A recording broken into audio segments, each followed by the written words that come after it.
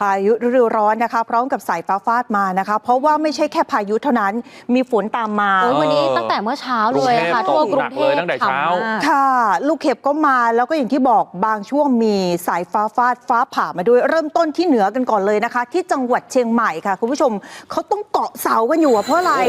ลมมันแรงค่ะกำลังมีการจัดงานนะคะมหกรรมการแข่งขันทำลาบเมืองต้นตำรับครั้งที่ 48 อยู่บริเวณหน้าศูนย์การค้าเซ็นทรัลเชียงใหม่